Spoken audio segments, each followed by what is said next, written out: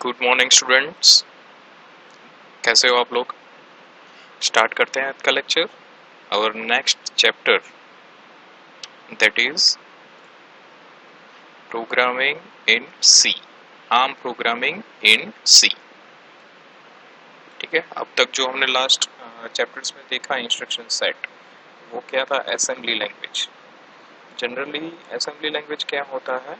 तो assembly language human language और machine language का एक इंटरमीडिएटर लैंग्वेज होता है। ठीक है, ताकि जो मशीन को भी समझ में आए और थोड़ा सा ह्यूमंस को भी समझ में आए।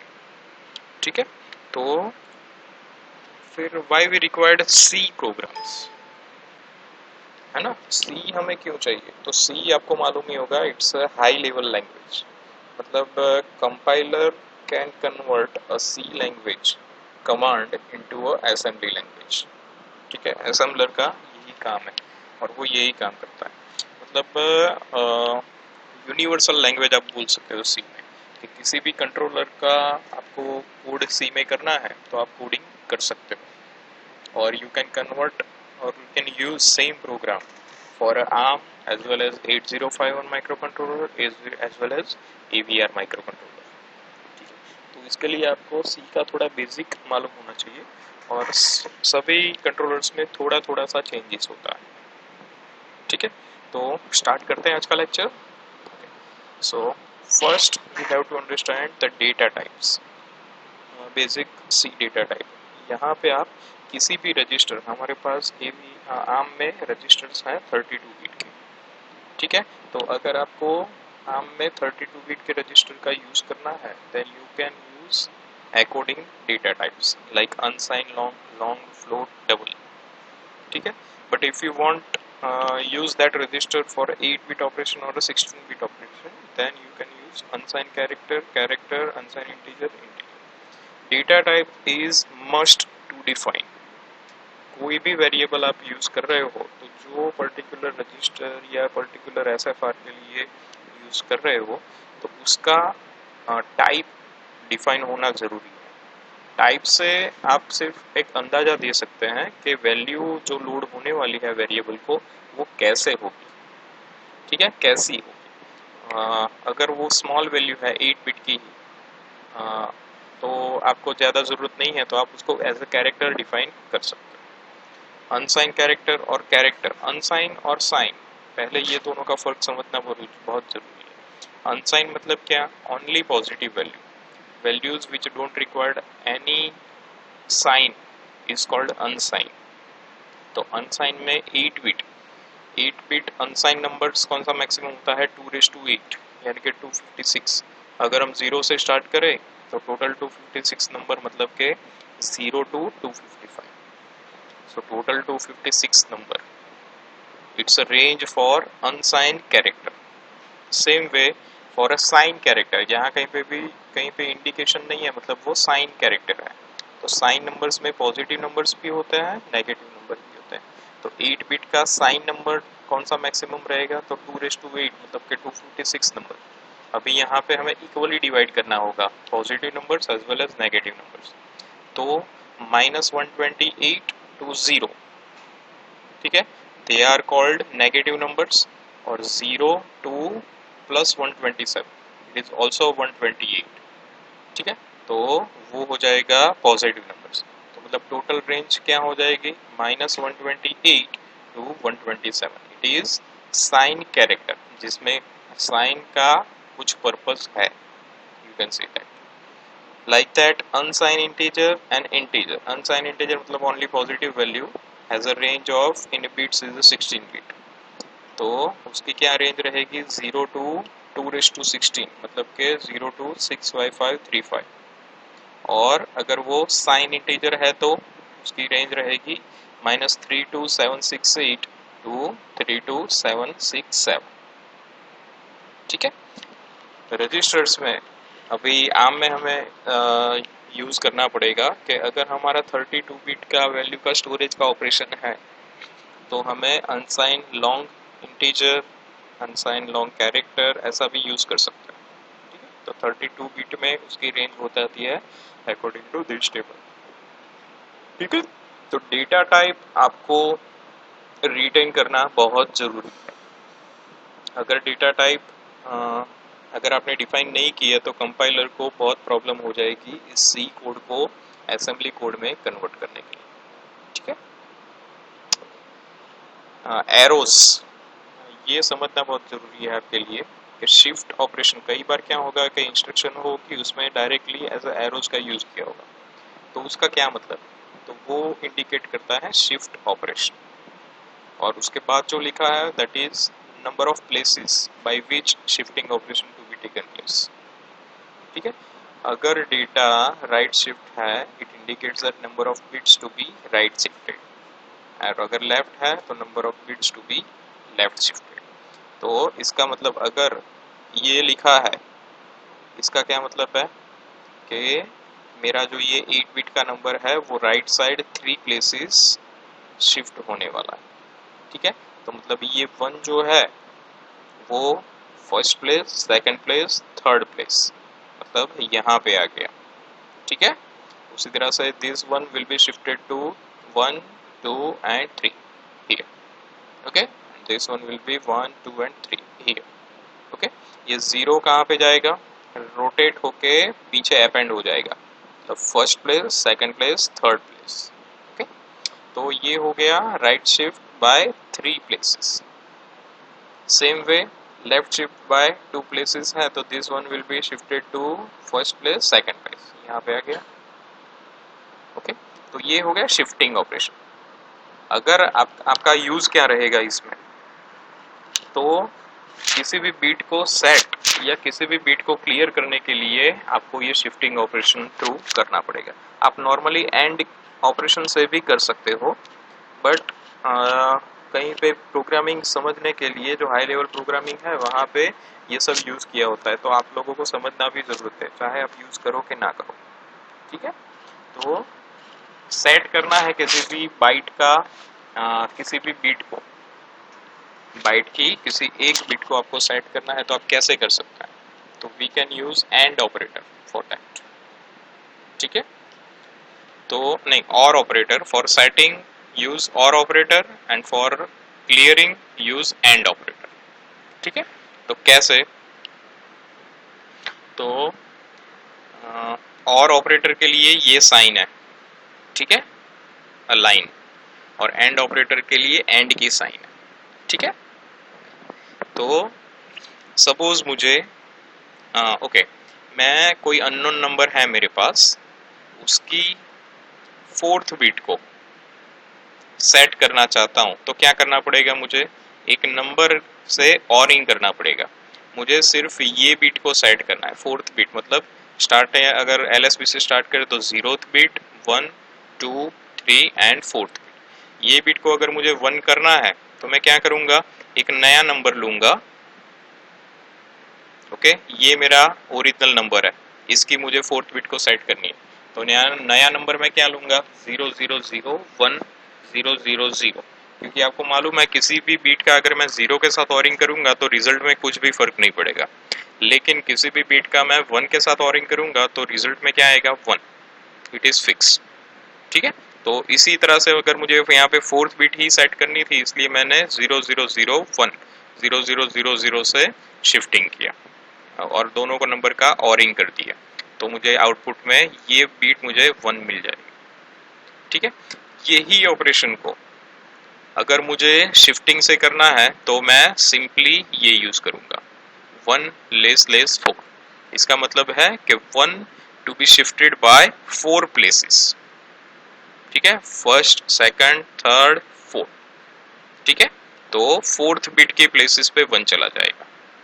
अगर मुझे यहाँ पे आउटपुट में सेकंड बिट ही 1 चाहिए होगी, ऐसा अगर मेरा कुछ ऑपरेशन है कि जिसमें मुझे रिजल्ट में फर्स्ट नंबर की बिट 1 चाहिए, तो जब कभी भी आपको किसी भी बिट को सेट करना है तो वो बिट की पोजीशन आप यहाँ पे लिख के उसको लेस नंबर से लेफ्ट शिफ्टिंग से आप कर सकते हो, और गेट यूज करोगे तो वो बिट सेट होगी। क्लियर, इंस्ट्रक्शन आप यूज कर सकते हो होल्ड बी और इक्वल टू 1 लेस लेस 4। ठीक है, तो क्या हो जाएगा, बीट 4 जीरो से जब कैलकुलेट करते हैं तो बीट 4 की पोजीशन ये होती है, actually it's the 5th bit of port B. Okay, clearing a bit, तो कैसे आप क्लियर करोगे? तो you can use and operator, यहाँ पे थोड़ी मिस्टेक है, you can use and operator for clearing the bit. तो एंड का आपको ऑपरेशन मालूम है कि किसी भी बीट को आपको क्लियर करना है तो आपको क्या करना पड़ेगा, उसको जीरो के साथ एंडिंग करना पड़ेगा। किसी भी इनपुट का जीरो के साथ एंडिंग करते हो तो आउटपुट आपका जीरो रह जाता है, और किसी भी बीट का 1 के साथ एंडिंग करोगे तो आउटपुट आपको वही बीट मिलेगी। ठीक है, ये बीट अगर मुझे क्लियर करनी है तो ये बीट का जीरो के साथ एंडिंग करूंगा तो आउटपुट जीरो हो जाएगा। एक्स बीट का 1 के साथ एंडिंग करूंगा तो output will be X bit. ठीक है, तो यहाँ पे अगर मुझे फोर्थ बीट क्लियर करनी है तो मैं एंड करूंगा किसके साथ, ये डेटा के साथ, और I can use that 1 less 4। But और गेट में सेट करने के लिए हम डायरेक्टली 1 लेस 4 यूज करते थे, यहाँ पे मुझे यूज करना पड़ेगा आगे एक सिंबल। ठीक है, तो port B and equal to 1 less 4, इसका हो जाएगा पर्टिकुलर बीट क्लियर। ठीक है, local variable assignment, what do you mean by local variable? तो लोकल वेरिएबल मतलब ऐसे वेरिएबल्स जो एक पर्टिकुलर एक कोड के लिए फिक्स होता है। Beyond the range of that code you have to assign again. यहाँ पे अगर मैंने चेकसम अंडरस्कोर v1 ऐसा वेरिएबल असाइन किया है तो ये फंक्शन के लिए ये पर्टिकुलर जो फंक्शन का नाम है कैरेक्टर आई, तो आई before going to study this you have to clear the concept of function pointer array। ठीक है, ये क्या है, एक फंक्शन है, ये फंक्शन का नाम है checksum अंडरस्कोर v1। ठीक है, ये एक फंक्शन है, जितनी बार मुझे ये फंक्शन को कॉल करना है I am just writing checksum underscore v1, जो वैल्यू रिटर्न करनी है वो मैं दूंगा। ठीक है, तो इसमें जो मैंने वेरिएबल्स असाइन किए हैं वो वेरिएबल ये फंक्शन के लिए ही है। ठीक है, आउटसाइड दिस फंक्शन अगर मैं आई का यूज करना चाहता हूँ तो मुझे अगेन आई को डिफाइन करना पड़ेगा। ठीक है, यहाँ पे मैंने उसकी डेटा टाइप डिफाइन की है कैरेक्टर, लेकिन कहीं और मैं आई का यूज करूँगा तो that will give me a error कि आपने बाहर भी असाइन करना पड़ेगा। ठीक है, तो लोकल वेरिएबल आपको कैसे असाइन करना है, उसकी डेटा टाइप क्या रखनी है। ठीक है, तो generally 8 bit operation 16 bit operation के हिसाब से हम कैरेक्टर या इंटीजर डिफाइन करते हैं, बट हियर इन आर्म हम जनरली ऐसा करते हैं कि जो लोकल वेरिएबल्स होते हैं उसको हम इंटीजर डिफाइन करते हैं। क्यों? क्योंकि बियॉन्ड द रेंज अगर आपको कुछ एग्जीक्यूटिव डेटा चाहिए, मतलब अगर आपकी रेंज ज़्यादा हो जाती है मोर देन 8 बिट तो प्रॉब्लम क्रिएट होगी। तो इंस्टेड ऑफ कैरेक्टर और a short length of variable we are using a data type integer. ठीक है, for a local variable use sign और unsign integer data type instead of character और a short data type. ठीक है, अभी ये C code है, उसी का है ये ASM कोड, असेंबली लैंग्वेज में। ठीक है, क्या किया है यहाँ पे, आप ध्यान से ये प्रोग्राम स्टडी करो तो आपको समझ में आएगा, दोनों में सेम चीज़ें ही है। ठीक है, एक हमने कैरेक्टर आई वेरिएबल लिया है, integer sum equal to 0, sum एक अगेन एक नया वेरिएबल है जिसकी डेटा टाइप है integer which starting from 0, initially sum की वैल्यू है 0। एक लूप लिया है which starting from 0 and go up to 64। ठीक है, और इंक्रीमेंटेड बाय एवरी 1। तो 0 के लिए जब ये आएगा तो सम प्लस इक्वल टू, ये प्लस इक्वल टू का क्या मतलब है, इसका मतलब है sum is equal to sum plus 1। ठीक है, तो यहाँ पे sum is equal to sum plus 1 and data I. ठीक है, तो डेटा आई अगर 0 है तो एरे में डेटा 0 का यूज होगा। उसी तरह से data 1, data 2, data 3, data 4, data 5, ऐसे हर बार ये लूप घूमेगा तो आई की वैल्यू चेंज होगी। उसके हिसाब से data 0, data 1 member, data 2 member, data 3 member, सबकी वैल्यू चेंज। ठीक है, तो sum is equal to sum plus data I. ठीक है, sum is equal to sum, तो इक्वल के पीछे वाला जो सम है that is my previous sum, और इक्वल के आगे वाला जो सम है that is my current sum. ठीक है, और हर बार ये लूप का ऑपरेशन जब 0 to 63 तक जाएगा, जैसे ही 64 होगा वैल्यू क्या हो जाएगी, लूप टर्मिनेट हो जाएगा, टर्मिनेट होके बाहर आएगा। तो टर्मिनेट होने के बाद ये फंक्शन को वैल्यू रिटर्न करेगी। कौन सी वैल्यू रिटर्न करेगी, सम। ठीक है, सम की वैल्यू रिटर्न करेगी। ओके, ये जो स्टार इंडिकेट करता है, स्टार क्या इंडिकेट करता है, दैट डेटा इज, जो एरे है ये डेटा वाली array, that is global variable. मतलब कि किसी भी फंक्शन में कहीं पे भी वो यूज हो सकता है, उसको अगेन डिफाइन करने की जरूरत नहीं है। ठीक है, तो ये चेकसम अंडरस्कोर v1 को क्या असाइन हुआ, सम असाइन हुआ। ये 0 to 63 वाला जो सम है वो असाइन हुआ।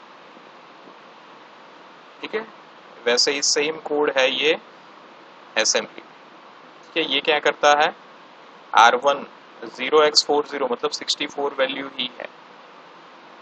ठीक है, यहाँ पे भी सेम चीजें ही हुई है, ऐड R0 R3, ये R0 है प्रीवियस वाला। ठीक है, R0 और R3 का एडिशन होगा और जो भी रिजल्ट आएगा वो R0 में लोड होगा। ठीक है, दूसरी बार जब दूसरी बार ये ऐसे लूप घूमता ही रहेगा, घूमता ही रहेगा। ठीक है, तो मेन चीज आपको यहाँ पे ध्यान रखना है कि instead of character you have to assign integer, okay, for a local variables. Array, array की जब हम बात कर रहे थे कि एक फंक्शन है कि जो वैल्यू दे रहा है इंटीजर ए और इंटीजर बी, जब आप ये फंक्शन को कॉल करते हो वो टाइम पे आपको ए और बी की वैल्यू देनी पड़ती है। तो नॉर्मली अगर आपको सिर्फ डिवीजन करना है, दोनों की एवरेज निकालनी है, तो आप क्या करोगे, return A plus B divide by 2, ये वैल्यू इसको रिटर्न कर देगी। ठीक है, तो वही एएसएम कोड में कैसे होगा, एएसएम कंपाइलर क्या करता है, यही सी कोड को कंपाइल करता है। Before compile it is must to convert this C code into a ASM code। तो ASM कोड में वो कैसे कन्वर्ट करेगा, तो लाइक दिस कन्वर्ट करेगा। तो क्या करेगा, सबसे पहले वो R0 R1 की वैल्यू का ऐड करेगा और उसको R0 में ही डाल देगा। ठीक है, उसके बाद R0 R0 R0 LSR R31, तो क्या करेगा, ये लेफ्ट शिफ्ट करेगा, लेफ्ट शिफ्ट बाय 31, तो 31 नंबर को यहाँ पे लेफ्ट शिफ्टिंग असाइन करेगा। ओके, और यहाँ पे क्या करेगा, अरिथमेटिक शिफ्ट रजिस्टर। ठीक है, R0 ग्रेटर देन 1, जो हमने आगे के 2 स्लाइड्स में देखा हो। ठीक है, तो ये एक सिंपल एरे का कोड है। एरे में भी ये एक कंडीशन यहाँ पे है, point to be remember while C coding into a ARM. तो array, for array use the type with the smallest size possible to hold the required data, this saves a memory footprint। ठीक है, तो ये array की जब आप value define करते हो, एरे में जनरली आपको क्या करना पड़ता है कि मुझे कितने मेंबर्स का एरे है वो डिफाइन करना पड़ता है। ठीक है, तो एरे के जो मेंबर्स आप डिफाइन कर रहे हो वो ट्राई करना है कि मिनिमम नंबर का हो। अगर अब मुझे 5 मेंबर्स ही हैं मेरे पास और मैं 100 एरे का डिफाइन कर देता हूँ, तो रिमेनिंग 95 क्या रहेंगे, ऐसे ही मतलब वॉइड हो जाएंगे। तो मेमोरी की रिक्वायरमेंट थोड़ी ज़्यादा हो जाएगी, मेमोरी का एफिशिएंट यूज़ नहीं कर पाओगे आप। तो वाइल डिफाइनिंग एरे मेंबर्स जो है वो ट्राई करना है कि स्मॉलेस्ट नंबर के मतलब कम हो। अवॉइड कैरेक्टर और short data type for a function argument और return values. Instead use integer data type to prevent compiler performing unnecessary cast। जब आप किसी भी वैल्यू को रिटर्न कर रहे हो तो रिटर्न की जो आपको सम, यहाँ पे जो सम हम रिटर्न कर रहे हैं फंक्शन को, तो सम की जो डेटा टाइप है वो इंटीजर होना ज़रूरी है। कैरेक्टर यूज़ करोगे तो क्या हो जाएगा, data compiler will perform unnecessary cast, तो instead of that we have to use it as a integer. ठीक है, okay. तो आज के लिए इतना ही रखते हैं। नेक्स्ट टाइम और ज़्यादा लूपिंग और वो सब, लूपिंग में आपको क्या क्या चीज़ें ध्यान रखनी है वो देखेंगे। ठीक है, while looping, for loop, do while loop, ये अगर पॉसिबल हो तो इनके कंसेप्ट थोड़े क्लियर कर लेना अपने दिमाग में, तो आपको ज़्यादा समझ में आएंगे। ठीक है, आज के लेक्चर में C code, ASM code, ASM अगर आपको इंस्ट्रक्शन आएगी तभी आप सी कोड को समझ पाओगे। ये चीज़ बहुत अच्छी तरह से ध्यान रखना। अगर आपको एएसएम और सी के बारे में ऐसा अगर मालूम नहीं है कि दोनों में क्या कनेक्शन है, तो थोड़ा कॉम्प्लिकेटेड हो जाएगा आपको। ठीक है, अभी ये जो चीज़ें हमने देखी, ये पॉइंट्स एफिशिएंट सी प्रोग्रामिंग के लिए है। मतलब स्टैंडर्ड इंडस्ट्री में जब सी प्रोग्रामिंग होता है वो टाइम पे मेमोरी की बहुत रिक्वायरमेंट रहती है। ठीक है, लेकिन अभी एज अ बिगिनर आपको ये चीज़ें अगर आप नहीं ध्यान रखते हो तो भी इट्स ओके। ठीक है, okay, thank you for this lecture, thank you.